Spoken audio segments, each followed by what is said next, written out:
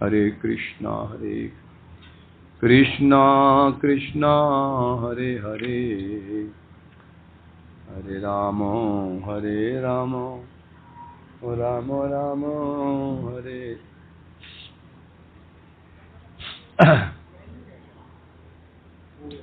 श्री श्री बृहद भागवतामृतम द्वितीय खंड द्वितीय भाग पंचमो अध्याय। तो चल रहा है हमारा नारद उद्धव संवाद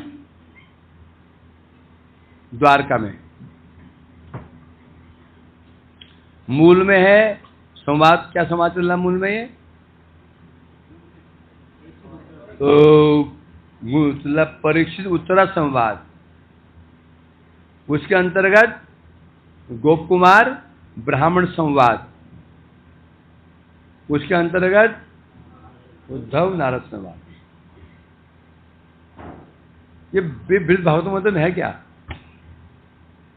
जब परीक्षित जी ने 7 दिन कथा सुनी सुखदेव जी से, सुखदेव जी चले गए, प्रस्थान कर गए प्रणाम पुण्य में लेकर के। तो कथा पूरी हुई, फिर उनकी पूजा हुई सुखदेव जी की। पूजा होती है ना जो पाठक की। फिर उनको दक्षिणा मिली, खूब माल पत्ता मिला समेट के। क्यों आ रहा है? बिल्कुल नहीं हुआ। कथा की बस कौन, तुम कौन हो हम कौन, चल पड़े। न पूछना, निष्प्रिय, चल पड़े। तो उसमें मैं उत्तरा जी ने पूछा परीक्षित से, बेटा अब उत्तरा माता जी रोने लगी, हाय सांप आने वाला है, हाय मेरे बेटे को डस लेगा, हाय मेरे बेटे को डस लेगा। ये हुआ था क्या है? तो उत्तरा जी कह रहे, पुत्र अब तू तो जाने वाला है, तो उद्धार हो गया। मैं स्त्री बुद्धि, मेरी समझ में कुछ नहीं आया, सार समझा दे। उसमें परीक्षित महाराज जी सुना रहे हैं। मूल संवाद क्या है? परीक्षित उत्तरा संवाद। वास्तव में ये भी नहीं है। मूल में संवाद है जैमिनी जन्मेजय संवाद। जन्मेजय कौन है? परीक्षित जी पुत्र हैं। जब उन्होंने सुना मेरे पिताजी को तक्षक ने डसा, बड़े क्रुद्ध हुए। अपने कुल गुरु के द्वारा उन्होंने सर्प यज्ञ शुरू करवाया। धपाधप करके सांप आगे उस कुंड में मरने लगे, धप धप करके मर रहे हैं, जल भस्म हो रहे हैं।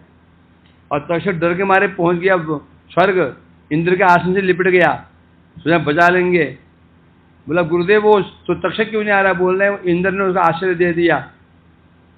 बोले सिंहासन समेत भस्म कर दो, स्वाहा कर दो। मंत्र पड़ा, सिंहासन समेत इंद्र बैठे हुए हैं। तो भस्म होने लगे उस समय। फिर ब्रह्मा जी ने कहा, ब्रह्मा जी ने रोक दिया, उनको मना किया, ऐसे मत करो। अब पिता को सर डसा नहीं, सर डसा ही नहीं, सर बने जन्मे तो पिता परीक्षित डसा नहीं। डसने से पहले ही वो स्वधाम गमन करके तुम्हारे पिताजी का अकल्याण नहीं कल्याण हुआ। तो उन्होंने यज्ञ शांत किया, मन में शांति मिली। तू बैठ जाए, पीठ टिका गया तुझे, तो नींद भी नहीं आएगी। धक्के धक्के मेरे धक्के लगते रहेंगे। वो बंद पर।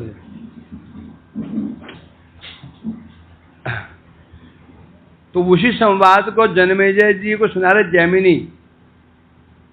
जैमिनी ऋषि। चलते जाइए, इसे तो वही चल रहा है। परीक्षित सुना रहे उत्तरा जी को, जैमिनी सुना रहे जन्मेजय जी को, और गोकुमार सुना रहे ब्राह्मण को, और ब्राह्मण सुना रहे नारद उद्धव जी को, और हम श्रवण करें सनातन गोस्वामी हमें। और मैं तुम्हें सुना रहा हूं। हाँ, तो चल रहा है। तो यहाँ कल क्या चल रहा था, क्या विचार आया था? भगवान के प्रति जब ऐश्वर्य बुद्धि आ जाती है, भगवान की महिमा का ज्ञान हो जाता है, भगवान भगवान है, शक्तिमान है, सर्वज्ञ है, तब उनके प्रति प्रेम उत्कंठा बढ़ती है। यदि पुत्र बुद्धि आ जाए तो प्रेम उत्कंठा कम हो जाएगी। सामान्य जगत में होता ही ऐसा है। किसी महिमा देखते हैं तो प्रेम बढ़ जाता है, नहीं देखते कम हो जाता। तो इसके लिए उन्होंने दो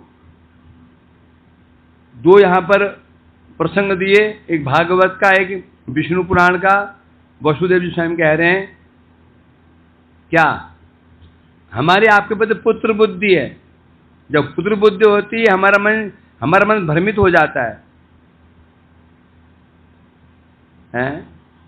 इससे लोग ये निकाल लेते हैं, इसका मतलब पुत्र बुद्धि होना भगवान के प्रति ये क्या है, ये प्रेम कम होने का कारण बन जाता है।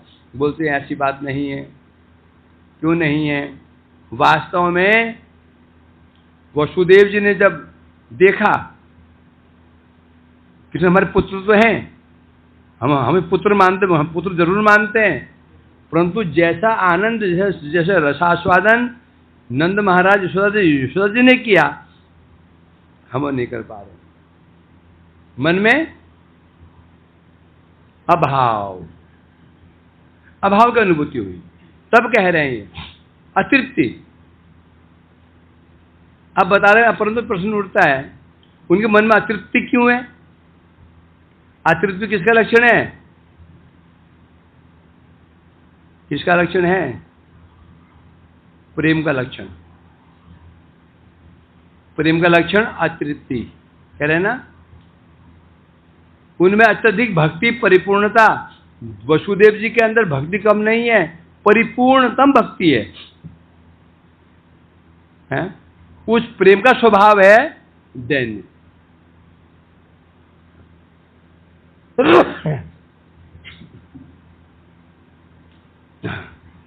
क्योंकि जहां परिपूर्णता हो, बोले जब परिपूर्णता है वसुदेव जी के अंदर, तो फिर उनमें कैसे आ रहा है ये? जब उनके परिपूर्ण प्रेम परिपूर्ण है, तो नंद महाराज जी का प्रेम देख करके उन्हें हृदय में ऐसी बातें क्यों आ रही हैं? हाय हमको तो हमारा कुछ भी नहीं है, क्यों आ रहा है? परिपूर्ण है।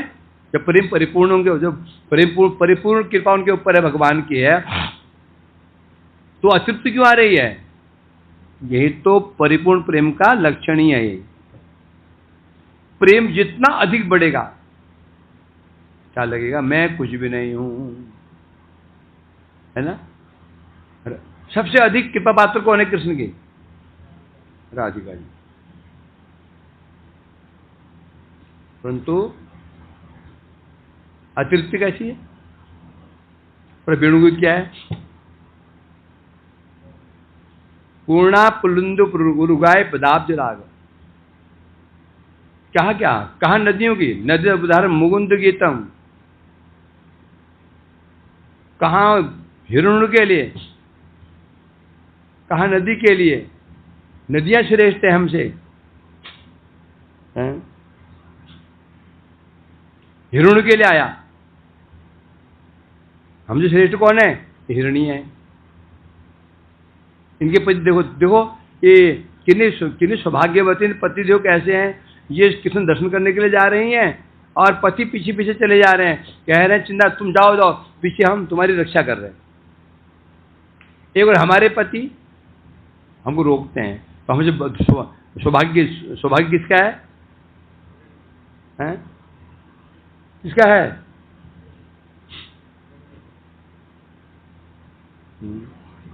कौन है? हिरण्या मूढ़मती है ना, परंतु हैं धन्यास मूढ़मतयो अपहरिण्यता।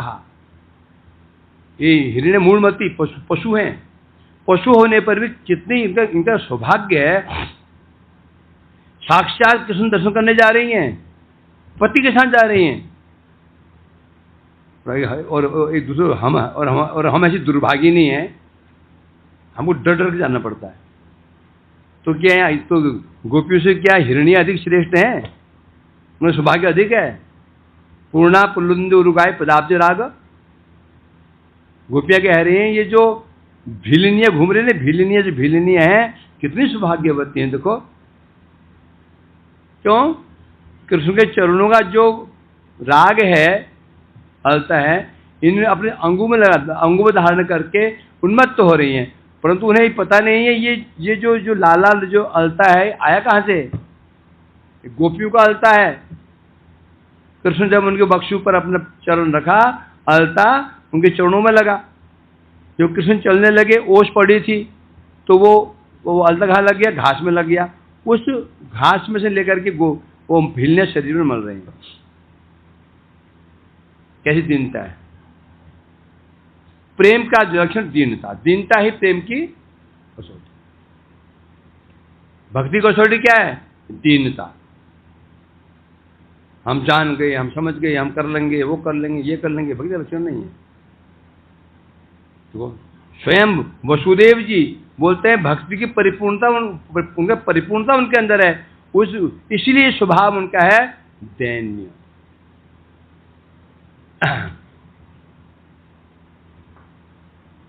क्योंकि वे सब प्रकार से भगवान के अत्यधिक अनुग्रह से परिपूर्ण है। कैसे पॉइंट है? भगवान के अनुग्रह से परिपूर्ण है, इसलिए दैन्य भी परिपूर्ण है। भक्ति जितनी कम, दैन्य उतना कम। भक्ति जितनी अधिक, दैन्य उतना अधिक। तो प्रेम प्रकाशित होता कैसे है? दैन्य से। प्रेम प्रकाशित दैन्य से होता है। प्रेम कैसे प्रकाशित होता है? सेवा से। और सेवा में क्या चाहिए? दैन्य। चलो आगे बढ़ते हैं। श्री गोप कुमार उवाच एवं बदम प्रेम भराभियंत्रितो विकार जातम विविधम भजन मुनि तुष्णिम अभूत आर्त अथाह माम पुनः सापेक्ष लक्ष्य उपदेशने। गोप कुमार जी कह रहे हैं। किससे कह रहे हैं? माथुर ब्राह्मण से कह रहे हैं। कहाँ कह रहे हैं? केसी घाट में कह रहे हैं। एवं बदन, ये ब्राह्मण इस प्रकार से नारद जी जब कह रहे थे, वसुदेव जी की महिमा कह रहे थे, भगवान की महिमा वर्णन कर रहे थे, भगवान की महिमा सुनते सुनते कहते कहते प्रेम से उनके हृदय प्रेम से लबालब भर गया। हृदय में लहरें उठने लगी। यंत्रितो क्या हो गया? प्रेम से प्रेम यंत्रित मतलब क्या हो गया? प्रेम यंत्रित मतलब प्रेम से यंत्रित हो गए, प्रेम के वशीभूत हो गए। तो परिणाम क्या होगा? विकार जातम विविधम। विकार जातम क्या होगा? क्या हुआ? कोई नहीं, हवा घूम रही है।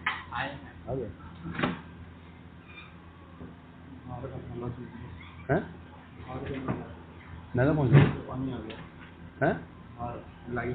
अच्छा लाइट टूट गई। वो ट्रक जाते हैं और टूटते रहेगा, फिर ट्रक रहेंगे। इनका ऐसे टूटा है, ऐसे ऐसे निकला था, वो करवाया भी थी।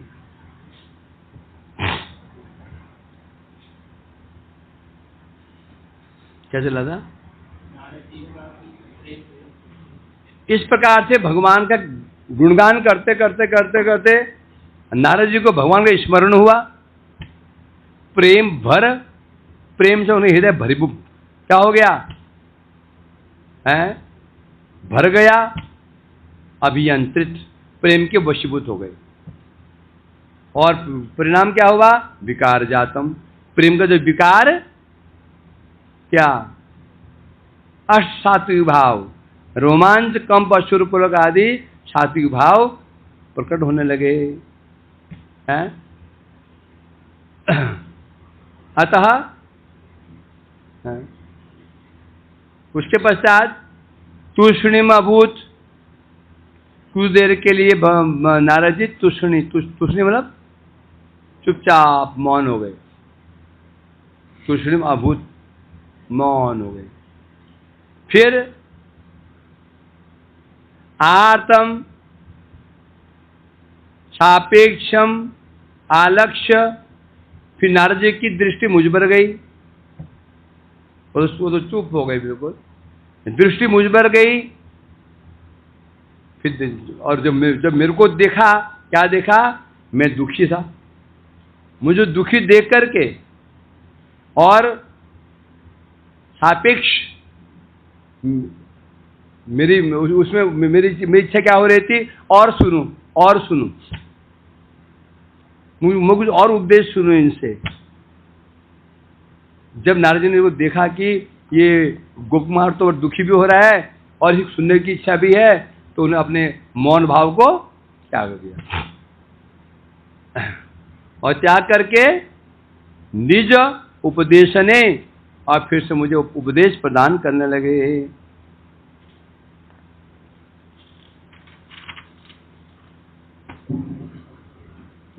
ठीक है, मैं कह रहे नारद जी अति प्रेम के वशीभूत हो गए। सात्विक विकार, स्वेद कंप, अश्रु पुलक आदि शरीर में दिखाई पड़ने लगे। कुछ देर के लिए मौन हो गए। फिर मुझे दुखी देख करके और देखा कि ये गोपकुमार और कुछ सुनना चाहता है, तो उन्होंने अपना को शांत किया, धैर्य धारण किया और उपदेश देने लगे। श्री नारद उवाच गोपाल देव प्रिय गोपनंदन सीमानि तो दूरतरो विराजते गोलोक नामोपरि सर्वसीम गो वैकुंठ तो देश विशेष शेखर। नारद जी कह रहे हैं, हे गोपाल देव प्रिय, हे गोपनंदन। यहां पर दो संबोधन किए नारद जी ने। गोपाल देव प्रिय, हे गोपाल देव के अत्यंत प्रिय गोप कुमार। दूसरा, हे गोपनंदन। क्या? श्रीमान तो दूरतरो विराजते गोलोक नामोपरि शिमगो। अभी तुम जहां विराजमान हो द्वारका है। इस द्वारका से दूरतरो, बहुत दूर, बहुत दूर एक पुरी है, एक स्थान है, नाम है गोलोक। जहां बैठे हुए हैं, चर्चा हो रही है, ये द्वारका है। यहां से बहुत दूर स्थान पर एक स्थान है गोलोक, नाम है उसका गोलोक है। गोलोक कैसा है? बोलते हैं क्या? सर्व गोलोक उपरी, गोलोक नामोपरि, जहां बैठे हुए इससे ऊपर एक लोक है, उसे गोलोक, उस गोलोक कहते हैं। और देश विशेष शिखर अर्थात क्या है? वो सबसे ऊपर है, सबसे ऊपर है वो। नाम क्या उसका? गोलोक है। और गोलोक वैकुंठ का विशेष, क्या गोलोक कौन है? गोलोक वैकुंठ का एक विशेष, एक गोलोक वैकुंठ का ही एक स्थान है। जो अयोध्या है ना, ऐसा ही वो गोलोक भी वैकुंठ का ही एक स्थान विशेष है। अर्थात होने पर अयोध्या आदि जितने धाम हैं, अयोध्या द्वारका आदि जितने भी धाम हैं, सबका क्या है? शेखर। शेखर माने चूड़ामणि। क्या कहना चाहते हैं? द्वारका से ऊपर एक धाम है, तो गोलोक धाम कहते हैं। और वो गोलोक धाम है सब धामों से, सब धामों का शिरोमणि है। ठीक है, मैं कह रहे हैं, हे गोपाल देव प्रिय, अर्थात गोपाल ही देव, जिनके दो अर्थ हैं इसके। गोपाल देव प्रिय अर्थात जो गोपाल देव के प्रिय हैं, या गोपाल देव जिनके प्रिय, दो अर्थ हो गए। भगवत अर्थ में, भक्त अर्थ में। गोपाल देव प्रिय में होते हैं गोपाल देव के जो अति प्रिय हैं, अथवा गोपाल देव जिनके अति प्रिय हैं, दोनों अर्थों में तुम गोपाल देव प्रिय हो। फिर बोला गोपनंदन, क्यों बोला? गोपनंदन क्यों बोला? योगेश बोला क्या?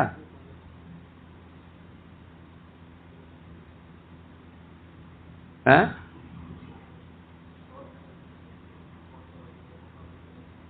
बोल रहे?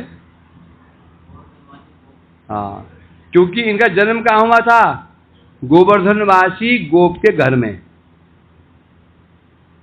जो गोप कुमार जी हैं जिनका हुआ तो गोवर्धन में हुआ था। एक गोप, एक व्रत के जो गोप थे, ग्वाले थे, उन घर में जन्म हुआ। लेकिन गोप गोवर्धनवासी गोपनंदन। इस द्वारका से बहुत दूर स्थित एक धाम है गोलोक। कैसा है? श्रीमानितो। श्रीमानितो, श्री माने समस्त ऐश्वर्य, समस्त सौंदर्य से युक्त। श्रीमान जी, श्रीमती जी बोलते हैं ना। और श्रीमान जी कैसे हो? मीन हे श्रीमान, आप श्रीमान हैं, श्री से युक्त हैं। श्री माने सौंदर्य, श्री माने गुण, श्री माने ऐश्वर्य, श्री माने यश। स्त्री की श्रीमती। पर जगत में एक वो है क्या बात हो जाती है जगत में, जो विवाहित को श्रीमती बोलो और विवाहित को श्रीमती मत बोलो। जवान लड़की विवाह नहीं हुआ, श्रीमती बोलो, गुस्सा आ जाएगा। मैं श्रीमती हूं क्या? तो क्या बने तेरे को? अश्रीमती है? लेकिन पूछ देना, श्रीमती मतलब किसे बोलते हैं?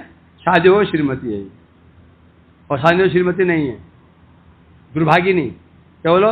हे दुर्भागिनी कन्या, हे महादुर्भागिनी, कुलक्षणी देवी। गाली क्यों बक रहे हो? श्रीमती बोलूंगा नहीं, कुलक्षणी बोलूंगा नहीं, बोलूंगा भी क्या बोले? पहले विशेष श्रीमती हो तो तू पसंद नहीं है तो उल्टा बोल दो। श्रीमान का उल्टा क्या है? कुलक्षण। आप समझाओ।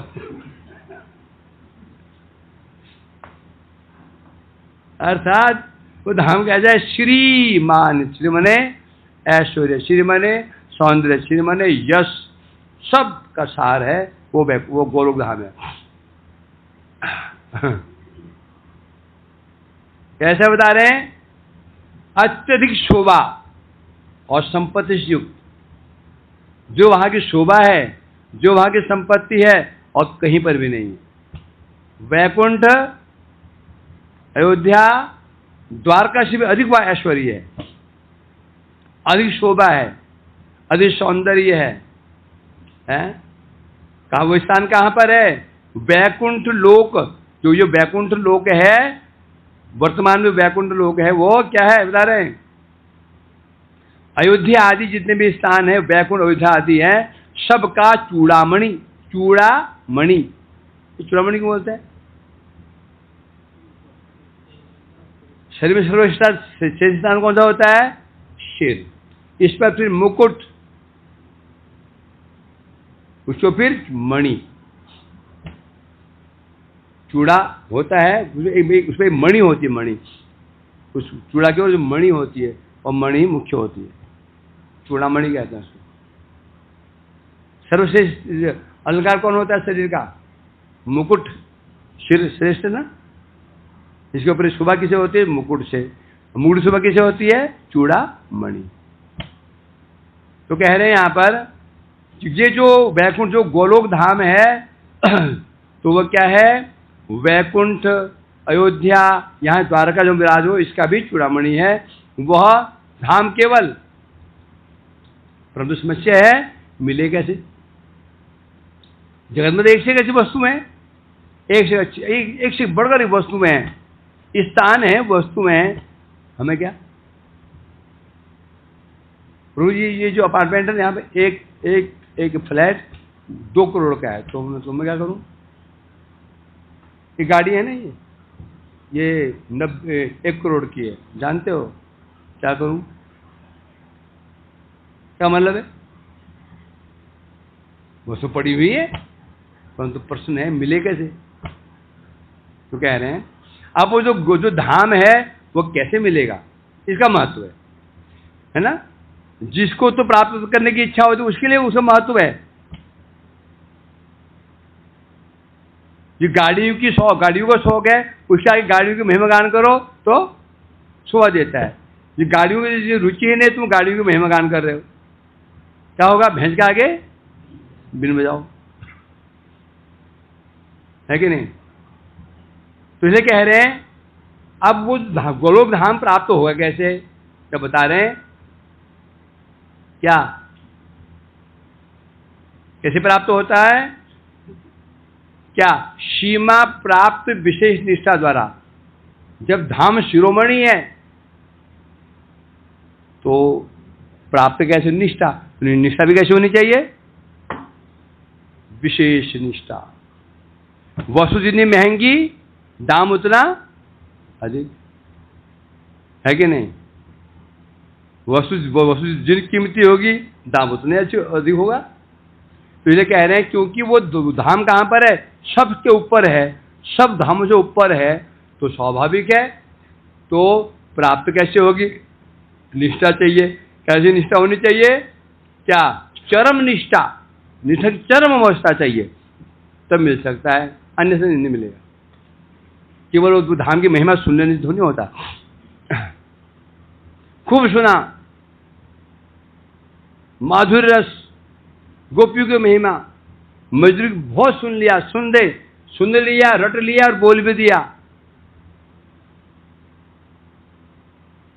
क्या मतलब है? प्राप्त करने की इच्छा नहीं हो, इच्छा भी हो गई, इच्छा भी हो गई, तो क्या महत्व है? यदि विधि मालूम नहीं है, विधि मालूम भी हो गई, क्या महत्व है? आचरण नहीं किया तो पहले सुन लेना है। क्या? परकीय भाव है। परकीय भाव जो है सर्वश्रेष्ठ भाव कौन सा है? परकीय भाव। जय जय परकीय भाव जहां ब्रज क्या है? परकीय भाव। उसमें फिर 2 भाव, सखी भाव और मंजरी भाव। मंजरी भाव है सर्वश्रेष्ठ, उसके ऊपर और कुछ नहीं। फिर सुन लिया हमने, सुन लिया, मुझे श्रेष्ठ है। सुनने से इच्छा होगी प्राप्त करने की, चलो किसी हो भी गई, इच्छा भी हो गई, इसलिए इच्छा से मिल जाएगा। तो अब विधि चाहिए, विधि भी सुन ली, विधि भी सुन ली, विधि सुनने से हो जाएगा। विधि का पालन करना पड़ेगा, पालन करने हो जाएगा। ये बड़ी समस्या है? नहीं होगा। क्यों? तुम्हारे विधि से सुन मिलेगा, ऊपर से कृपा होनी चाहिए। हम विधि ठीक पालन कर रहे हैं, रावण भक्ति आचरण कर रहे हैं, कठोर आचरण कर रहे हैं, इच्छा भी है, आचरण भी कर रहे हैं, हो जाएगा। क्योंकि डोर किसके हाथ में है? डोर है ऊपर वाले के हाथ में। ऊपर वाले कौन? गुरु वर्ग, भगवान। उनकी इच्छा है या नहीं है? उनकी कृपा है कि नहीं है? तब इतना काम, इतनी चीजें होने के बाद तब जब सिद्धि मिलती है। सिद्धि रोटी कैसे बनती है? आटा से बनती है। आटा रोटी बन जाती है। लो आटा लो, रोटी बनाओ। मैंने एक पैकेट में आटा दे दिया, मैं रोटी बनाओ, बने रोटी बन जाएगी। परात लाओ, आटा छानो, पानी लाओ, फिर पानी डालो हिसाब से, फिर आटे को जोर से मलो, बढ़िया से मलो, ऐसे मलो उसमें गेहूं डालो, गेहूं निकल आए बाहर। आटा मतलब क्या कहते हैं? आटा पराल में बिल्कुल लगना ही नहीं चाहिए। तुम्हारे हाथ ऐसे दबा दो, एक हाथ में लगना नहीं चाहिए सर, हाथ में बिल्कुल चिपड़ा नहीं चाहिए। बिल्कुल ऐसे तुम ऐसे करोगे ना, हाथ में लगे ही ना, समझो आटा मल गया। आटे में 5 गेहूं के दाने डाल दो, उनको निकाल लो, ऐसा उनको निकाल लो। तुम आटा पहले हम जब मथुरा में थे, जब आटा रोटी में डूबी थी, रोटी बनाते थे, मैं प्रेमल्ला प्रभु कीर्तन से पहले 4:30 बजे आटा मल देते थे, मोटा मोटा मल करके उस परात में पानी डालते थे आटे के ऊपर, जब मल दिया पानी भर दिया, बाद में पाठ के कीर्तन समाप्त हुआ, पानी फेंका, फिर मलते थे उसको, 1 घंटे 1.5 घंटे बाद मलते थे उसको, उसे बोलता आटा। समझा क्या नहीं? ऐसे हाथ मारोगे तो हाथ चिपकेगा ही नहीं, जैसे है ना वो गौंड क्या बोलते हैं उसको, वो चिपकाते हैं ना वो ठाकुर जी को, हैं यार वैक्स होते हैं ना, मोम जैसा, ऐसे बन जाता, तो उसमें तो आटा मल गया। फिर रोटी बनती है, फिर तवा चाहिए, फिर गैस चाहिए, फिर चिमटा चाहिए। उसी प्रकार से पहले तो महिमा, पर की भाव की महिमा जानने के भी क्या हो जाएगा, इच्छा होना, इच्छा होगा जानेंगे, जानने के बाद फिर मिली कैसी विधि पता चलेगा, विधि करना, विधि मिल जाएगा नहीं मिलेगा, हम तो ठीक विधि पालन कर रहे हैं तो ऊपर से कृपा नहीं हो रही है। इतनी चीजें मिल करके तब होता है क्या, सिद्धि।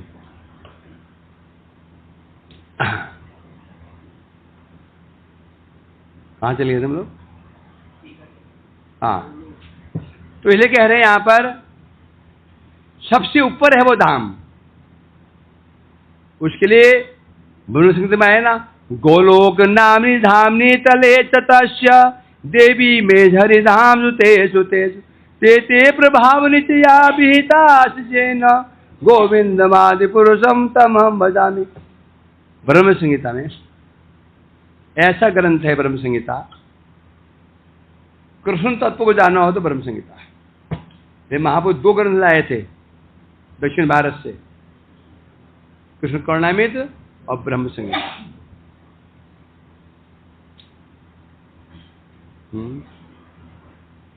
पंढरपुर से लाए थे ब्रह्म संहिता, महाराष्ट्र, और दक्षिण से लाए थे शायद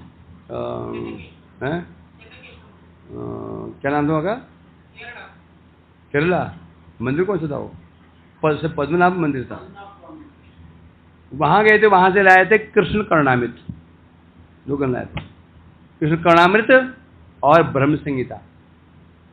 उसका एक अध्याय लाए थे, इसलिए मैं जो रोज पढ़ता हूँ। ये मैंने शुरू किया 2010 में, 2010 में शुरू किया था, वृंदावन में शुरू किया, मैंने शुरू किया था। लिखना है इसको मरने बाद मेरे, मरने के बाद लिखना है इस चीज को, समझा कि नहीं? लिखा नहीं लिखा? हाँ लिखिए। मैंने कितने साल हो गए आज? 25-15 साल हो गए, सबको याद हो गया ये, क्योंकि ये ग्रंथ ऐसा ग्रंथ है कृष्ण तत्व को यदि इस पर जानना हो तो ब्रह्म संहिता। हाँ, तो कह रहे हैं यहाँ पे, ये कह रहे हैं गोलोक नामनी निधामनी तले तस्य देवी महेश हरिधाम तेषु तेषु ते ते प्रभाव नित्य विहिताश जैन गोविंदम आदिपुतम। मैं आदि पुरुष गोविंद के का भजना करता हूँ, उनका भजन करता हूँ। क्या कह रहे हैं? जिनका धाम कौन सा है? निज धामनी, अपने धाम में विराजमान है। कौन धाम? गोलोक धाम। उससे नीचे धाम कौन सा है? देवी महेश हरिधाम। ऊपर गोलोक धाम। अब ये शुरुआत कहां से की है? देवी धाम। देवी धाम कौन सा है? जहां आप जहां आप लीला कर रहे हो ना, ये जहां आप हम लीला कर रहे हैं, ये धाम कौन सा? ये देवी धाम, तो हम भी धाम वासी क्या? हाँ, देवी धाम है, समझे नहीं? तो देवी धाम कहते हैं। पहले सिद्ध का पहले कौन उठाया? गोलोक धाम। गोलोक सबसे ऊपर, मतलब तो किसे ऊपर है? अब नीचे नीचे उठा रहे हैं। पहले देवी धाम, उसके बाद महेश धाम, उसके बाद हरिधाम। देवी धाम मतलब ये ब्रह्मांड, ब्रह्मांड पार करते हुए बिरजा नदी परकोटा है, विभाजन करती है चित्त जगत जड़ जगत को। बिरजा नदी पल्ले पार में मुख्य लोक, उसी परपार में महेश धाम सदाशिव लोक, उसके ऊपर हरिधाम कौन? वैकुंठ। तो सब आ गए, फिर वैकुंठ आ गया, सब उसमें आ गए। तो सब कहाँ, सब ये सब कहाँ पर हैं? गोलोक से नीचे नीचे। तो इसलिए कह रहे हैं यहाँ पर सबसे नीचे धाम कौन सा है? देवी धाम। देवी का अर्थ दुर्गा, प्रकृति। जो याद है ना, जब गोकुमार जी कहाँ गए थे? हैं? अष्ट आवरण पार किए थे उन्होंने। पहले क्या आवरण था? पृथ्वी आवरण। फिर पृथ्वी आवरण के वहां पर पूजा किसकी हो रही थी? ब्रह्मदेव। फिर ऊपर गए, फिर जलावरण, वहां किसकी पूजा हो रही थी? मत्स्य भगवान की, है ना? हुआ। तो जो 8 आवरण हैं, जो इनका जो मूल है वह है देवी, दुर्गा जी, प्रकृति, है ना? तो अर्थ जो 8 आवरणों की देवी है उसे कहते हैं दुर्गा। दुर्ग की रक्षेत्री, तो दुर्गा नाम दुर्ग क्यों बोला? दुर्ग, ये संसार एक दुर्ग के समान, दुर्ग जो इसकी मालिकी है उसे कहते हैं दुर्गा। तो ये पहला है देवी धाम, पूरा ब्रह्मांड। उसके ऊपर कर्मशः महेश धाम, महेश मीन्स सदाशिव धाम। उसके बाद हरिधाम है वैकुंठ धाम। उन समस्त धामों, ये समस्त धामों में और अपने धाम में जिन्होंने अपने प्रभाव को विस्तार किया, किसने किया? आदि पुरुष गोविंद ने। जिस गोविंद ने इन धामों में और अपने धाम में अपनी महिमा को प्रकाशित किया है, ऐसे आदि पुरुष गोविंद का मैं भजना करता हूं। अतएव क्या सिद्ध हुआ? गोलोक धाम सबसे ऊपर विराजमान है। कौन कह रहा है ये? नारद जी कह रहे हैं। समाथुर श्री ब्रजभूमि रूपस्तत्रेव देवी मथुरापुरी च बिंदवनादि ब्रजभूमि आत्मसारम विना सा तुम पारयंती।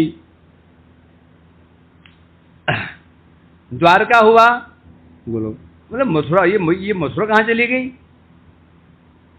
है? क्या मथुरा नाम तो आया ही नहीं। मथुरा कहाँ गई? मतलब मथुरा अलग नहीं है। मथुरा है क्या? स माथुर श्री ब्रजभूमि रूपस्तत्रेव। वो जो गोलोक धाम है वो धाम ही क्या है? माथुर ब्रजभूमि स्वरूप है। मथुरा अलग कुछ नहीं है।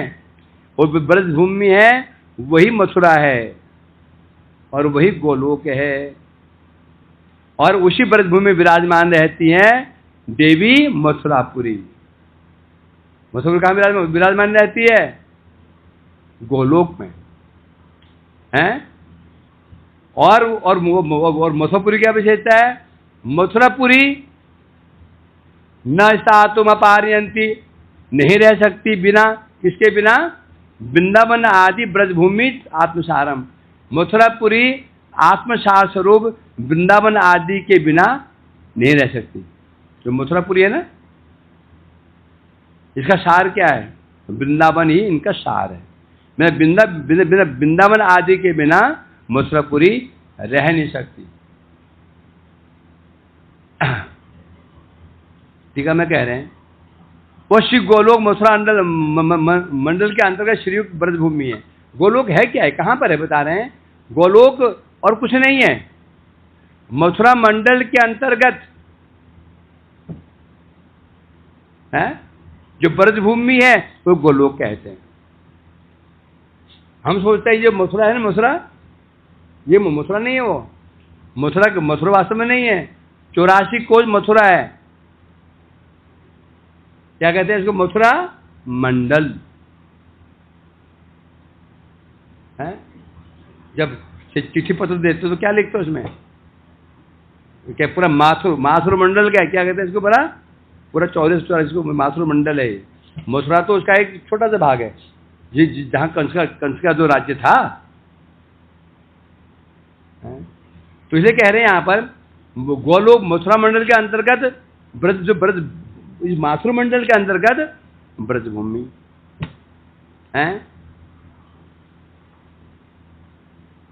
तो इसलिए बता रहे हैं जिस प्रकार से अयोध्या आदि धाम वैकुंठ में स्थित होने के कारण, वैकुंठ धाम कहाँ, अयोध्या कहाँ विराजमान है, वैकुंठ में।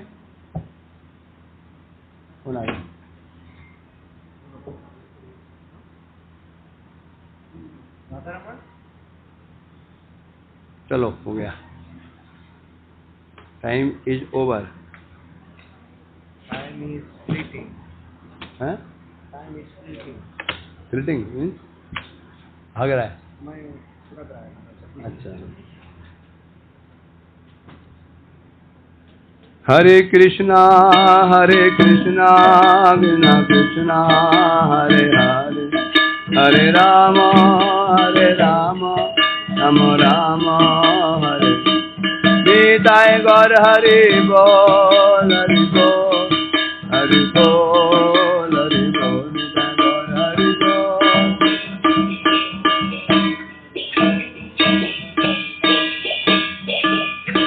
अब देखो अब क्या हो गया।